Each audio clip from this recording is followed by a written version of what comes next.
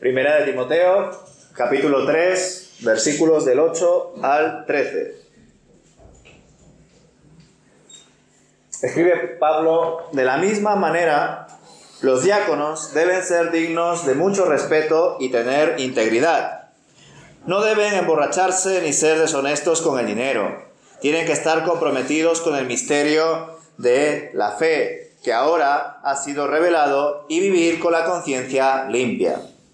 Que sean evaluados cuidadosamente antes de ser nombrados como diáconos. Si pasan el examen, entonces que sirvan como diáconos. De la misma manera, sus esposas deben ser dignas de respeto y no calumniar a nadie. Deben tener control propio y ser fieles en todo lo que hagan. Un diácono debe serle fiel a su esposa, dirigir bien a sus hijos y a los demás de su casa. Los que hagan bien su trabajo como diáconos serán recompensados con el respeto de los demás y aumentarán su confianza en la fe en Cristo Jesús. Hasta aquí el asunto de los diáconos. Y continuando con la metodología del domingo anterior, en el que abordamos el asunto de los obispos, pues analicemos primero qué es un diácono. El término diácono, diáconos en griego, significa servidor, ministro, ayudante. En los evangelios se usaba este término haciendo referencia al servicio y a la humildad, siendo el propio Jesús quien animaba a sus discípulos a que si ellos deseaban ser grandes entre ellos mismos, que sean entonces el servidor, el ayudante, el diácono de cada uno. En Romanos 15, versículo 8, se nos muestra que el propio Cristo llegó a ser servidor, ministro, diácono de la circuncisión en favor de la verdad de Dios. En 1 Corintios capítulo 3, versículo 5, se afirma que siervos como Apolos y Pablo fueron diáconos, servidores, por medio de los cuales los corintios creyeron. En 2 Corintios capítulo 3, versículo 6, vemos en el idioma original que todos fuimos hechos diáconos, ministros competentes de un nuevo pacto, garantizado en el Espíritu. Y por supuesto, Satanás también tiene sus propios diáconos, servidores o ministros, tal y como escribe Pablo en 2 Corintios capítulo 11, versículo 15. Por otro lado, podemos comprobar que cuando Pablo hace referencia, por ejemplo, a Tíquico y a Epafras, los llama fieles ministros del Señor, lo cual se puede traducir también como diáconos del Señor. Pero probablemente no sea la traducción más acertada, pues sabemos que Timoteo era también un joven pastor, uno de los líderes de la iglesia donde estaba. Y en 1 de Timoteo capítulo 4 versículo 6, Pablo le dice a su pupilo que si enseña bien a los hermanos, será un buen diácono o ministro de Jesucristo. Por consiguiente, hay que entender la diaconía como una acción, un ejercicio de servicio, de ministrar, pero por supuesto, en el caso que está expresado aquí en 1 de Timoteo 3, es de cargo, de oficio. Y no solo como una acción o una referencia al servicio, dependiendo, claro, de cada contexto y de cada texto. En consecuencia, el término diácono, en el sentido práctico de cargo dentro de la iglesia local, solo aparece en Filipenses 1, versículo 1, en 1 de Timoteo 3, y el interesante caso de la diaconisa Febe en Romanos capítulo 16, versículo 1, quien está sirviendo en una iglesia en concreto, en una iglesia local, que es la iglesia de Cencrea, siendo ayudadora de muchos, dice el versículo, prostatis en griego, pudiendo ser denominada también como colaboradora o buena amiga, esta tal diaconisa Febe que menciona Pablo. Por supuesto, también en Romanos capítulo 12, versículo 7, se menciona el diaconado como uno de los dones espirituales enfocado al servicio, diaconía.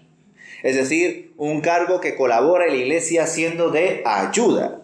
Y es determinante que sea la única epístola donde se menciona el diaconado como un don y luego se nos da el ejemplo real con nombre. Febe, la diaconisa. En Hechos capítulo 6 se aborda el asunto de la elección de 7 hermanos que debían atender a las mesas, ¿recordáis?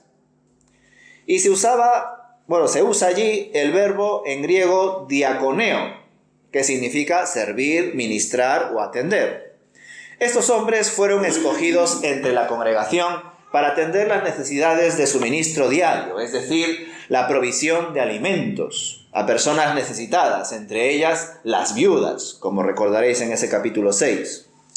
Pero aunque tradicionalmente se les conoce como los 7 primeros diáconos, su labor fue muy concreta. En efecto, fueron ordenados para ello, los apóstoles oraron por ellos y los requisitos quizá pues eran muy espirituales, ¿verdad? Porque solamente era esa labor, atender a las mesas. Pero al final vimos que estos diáconos, al menos Esteban y Felipe, fueron personas mucho más relevantes, realizaron más funciones, no dentro de la iglesia local, este matiz es importante, sino en la iglesia, en el reino de Dios, en la expansión del evangelio. Así que, cómo no, por supuesto, destacar también a estos diáconos, especialmente a Esteban, que fue un gran expositor de la palabra, aunque como digo, también Felipe se convirtió en un destacado evangelista. Ahora bien, el testimonio de Esteban fue el más determinante. De los demás, poco o nada se sabe. Pero Esteban, según el propio texto, hizo prodigios y grandes señales milagrosas entre el pueblo. Quizá podríamos pensar que estaban sobrecualificados para la labor a desempeñar, pero vemos que Dios obró a través de ellos, que seguramente sirvieron atendiendo a las mesas, fueron fieles a la labor que habían sido encomendados, aunque es cierto que el texto tampoco lo afirma, ¿verdad? Como que se les encomienda a ellos y luego ya no se habla más del tema, va muy rápida la narrativa. Y pues bueno, luego realizaron más labores, al menos Esteban y Felipe, lo cual me hace recordar a la parábola de los talentos. Buen siervo y fiel, sobre poco has sido fiel, sobre mucho te pondré. Como digo, es cierto que el texto no menciona la labor diaria que realizaron los diáconos, pero entendemos que si fueron ordenados para ello, fueron encomendados para ello, pues lo realizaron y después sirvieron en otros asuntos. Con todo, no quiero que os quedéis con la idea de que para servir en ciertas áreas de la iglesia tampoco hace falta ser lleno del espíritu y de sabiduría, y también de buen testimonio, que eran los requisitos que debían tener estos primeros diáconos. Pues yo creo que esto es un error de base, producto de una mentalidad dualista. No debemos separar lo material de lo espiritual, pues eso no proviene de la doctrina cristiana, sino que tiene su origen en la mentalidad griega, concretamente en la filosofía de Platón, como tantas y tantas veces os he mencionado, y eso no es bíblico. ¿Qué quiero decir con esto? Que cuando pensamos en las diaconías, es decir, en los servicios y en las diferentes responsabilidades que se llevan a cabo en una iglesia, a veces podemos llegar a pensar que no hace falta que un hermano tenga tanto conocimiento de la palabra, buen testimonio y una limpia conciencia. Pues hay labores en la iglesia que no necesitan que un individuo que cumpla con estos requisitos pues esté allí, ¿no? Que no hace falta que una persona conozca muchísimo de Dios para atender a las mesas, para servir los cafés, para atender en asuntos de obra social. Podríamos caer en el error de pensar en eso, pero eso es falso. Y es falso, hermanos, porque esto no es una ONG, esto no es una club social, esto no es una asociación, es una iglesia.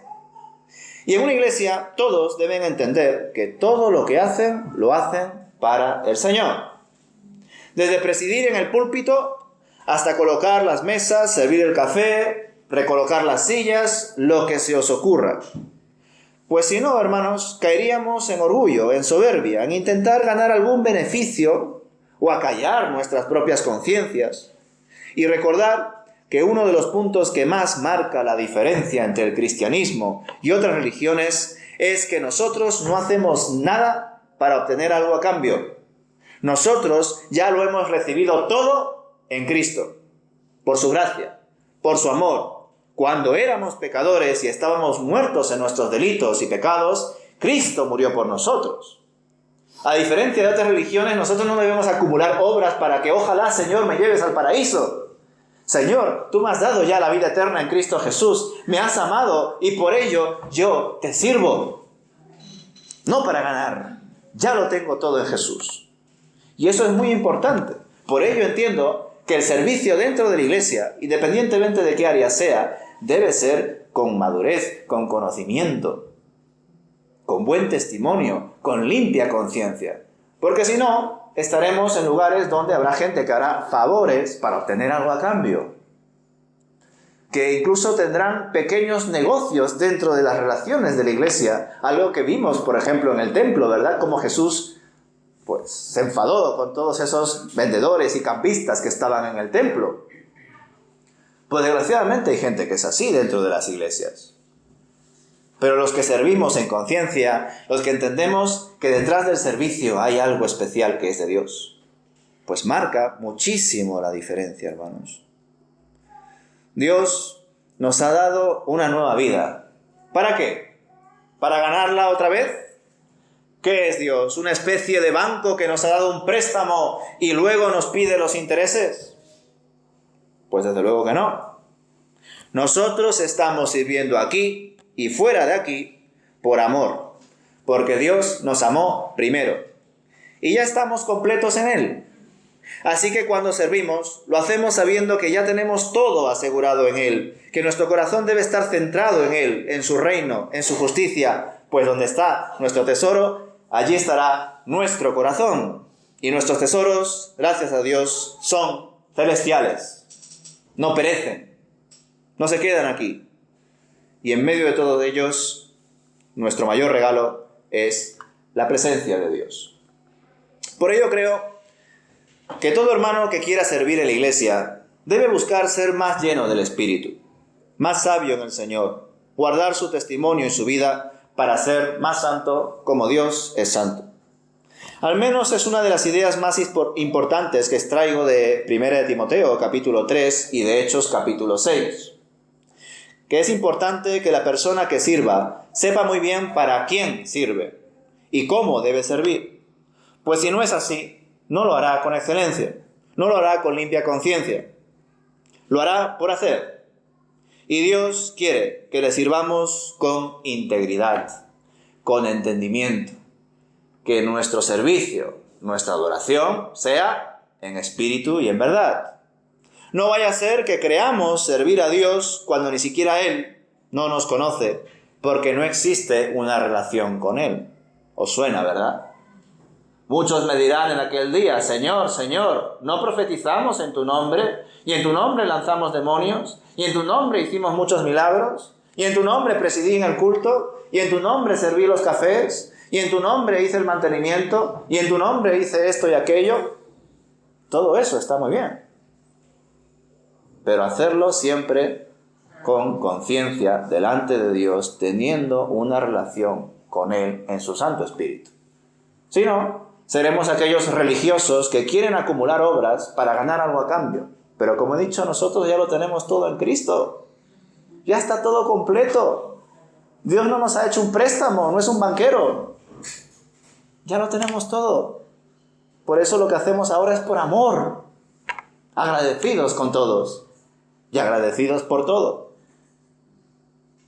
Yo sé, y algunos casos he conocido, donde a veces se ha sido demasiado permisivo con ciertos ujieres, ciertos tesoreros, ciertos técnicos y hasta ciertos músicos, a la hora de considerar si pueden servir o no en la iglesia. Hasta me han contado casos donde usan ciertos ministerios o responsabilidades para evangelizar a la persona. Fijaos. Que aceptan que una persona que no es creyente, al menos que no ha compartido su fe públicamente en ese sentido, que participe en la música, por ejemplo, porque es que toca muy bien el piano. O una persona que ayude con los medios técnicos porque es ingeniero informático. O que una persona ayude con las cuentas porque trabaja en una empresa y es un muy buen contable.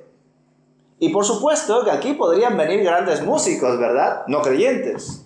Podrían venir grandes técnicos de sonido, de imagen y de redes sociales y demás.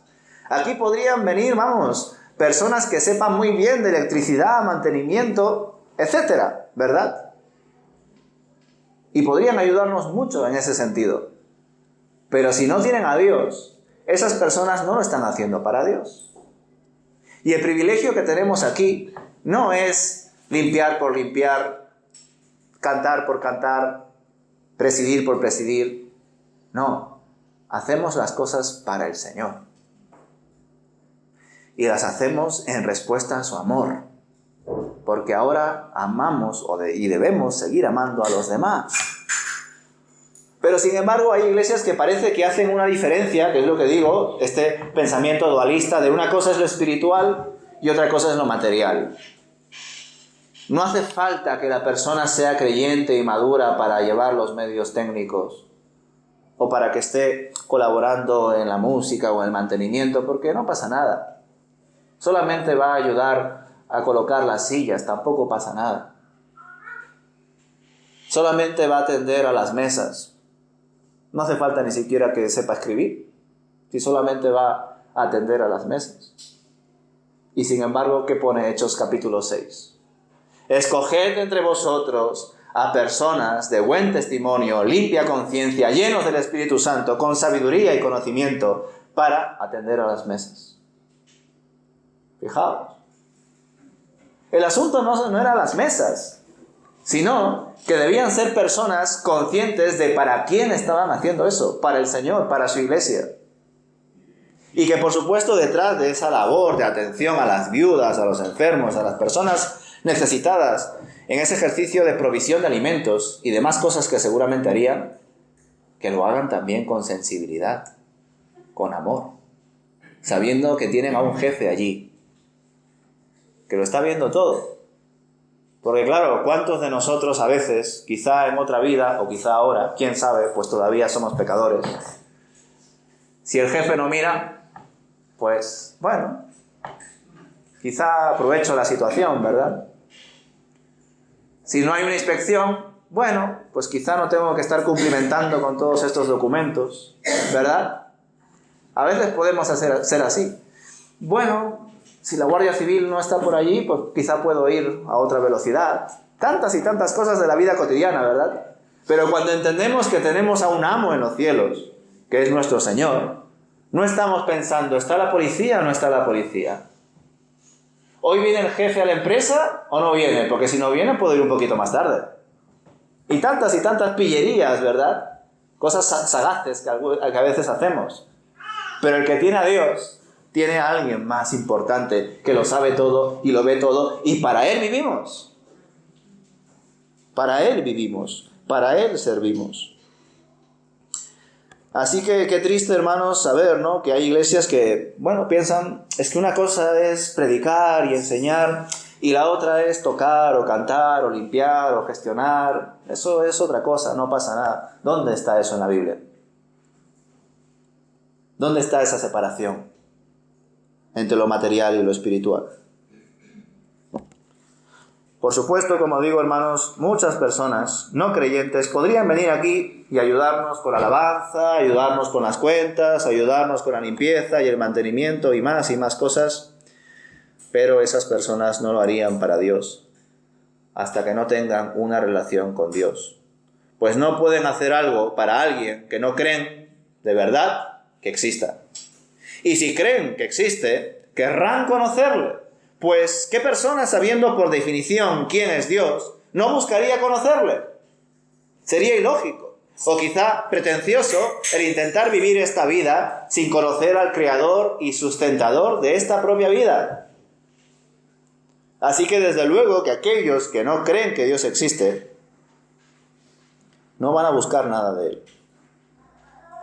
Es por ello por lo que le veo todo el sentido a que en Hechos 6 los apóstoles hayan propuesto como perfil de búsqueda a hombres de buen testimonio, llenos del Espíritu y de sabiduría, pues ellos ya estaban para cubrir la exposición de la palabra y hacer otras labores que Dios les había encomendado.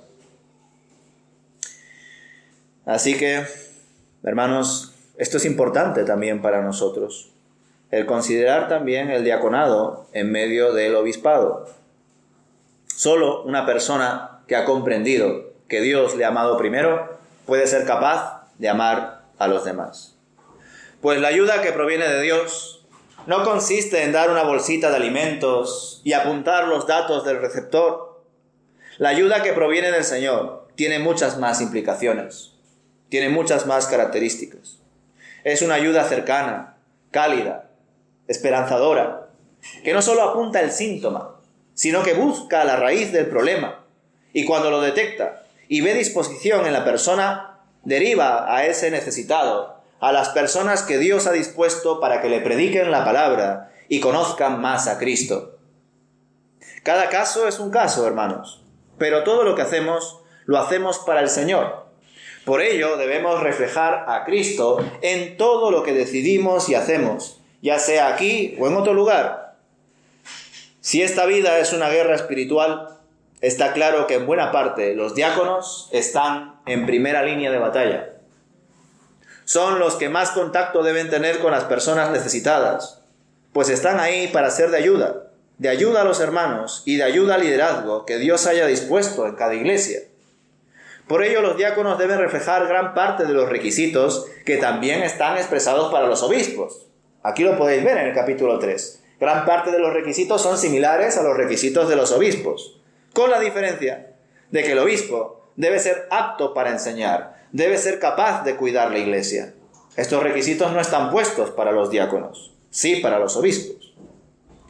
Sin embargo, el diácono, pues por supuesto, sea hombre o mujer, con el fin de servir, lo debe hacer en conciencia, con buen testimonio, con sabiduría, sirviendo adecuadamente para que así más personas puedan conocer a Dios.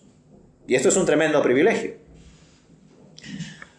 En contraparte, por supuesto, tampoco podemos terminar, creo yo, esta reflexión sin entender que así como el Señor Jesús es el obispo de obispos, el pastor de pastores, también es el diácono de diáconos.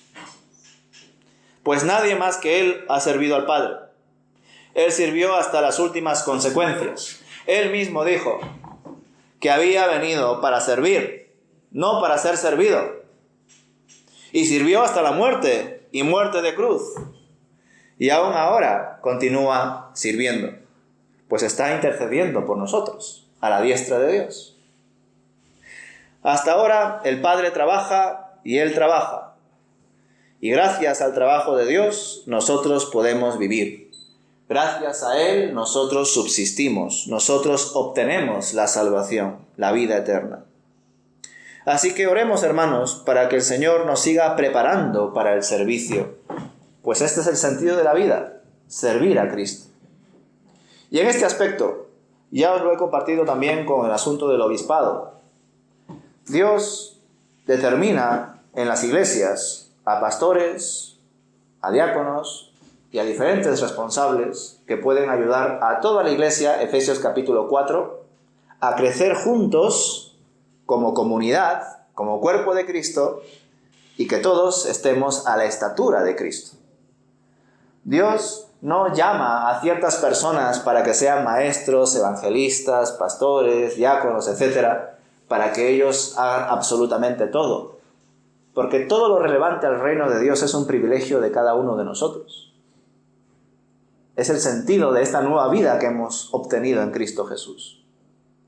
Pero aquellos que han sido puestos para guiar a la iglesia es para estar caminando juntos de la mano, ¿verdad? Así que en ese sentido, por supuesto que hay diáconos, pastores, obispos, maestros, etc. Pero por otro lado, ninguno va a decir, bueno, si hay un diácono que sirve, pues ya no tengo por qué servir yo. Si hay un pastor que cuida, escucha y predica, pues yo ya no tengo por qué preguntar, escuchar, ni cuidar, ni compartir la palabra, porque ya está él. Y ya os he dicho que eso es un problema. Todos nos debemos de pastorear, de cuidar, de apacentar los unos a los otros. Y por eso también todos debemos de servir y contribuir al crecimiento de la iglesia, al cuidado de la iglesia. pero también, por supuesto, comprendiendo que hay personas que están designadas para hacer eso de forma principal, exclusiva, centrada. Pero eso no quita que los demás no contribuyan, porque deben de contribuir. Si no, qué triste sería, ¿no? Solamente sirven los servidores, es decir, los diáconos. El resto, aquí estamos esperando a que ellos sirvan. Solamente cuida, ora, predica, pregunta el pastor. El resto entre nosotros ni nos miramos ni nos hablamos. Estamos así como los caballos. Sería absurdo, ¿verdad? Nos cuidamos entre todos. Nos servimos entre todos. Y a veces incluso también es precioso cuando se puede retribuir, ¿no?, ese servicio, ese cuidado para con los demás, entre otras muchas cosas, con un simple gracias. Gracias por tu servicio. Gracias por tu tiempo. Gracias por venir. Gracias por tus palabras de ánimo.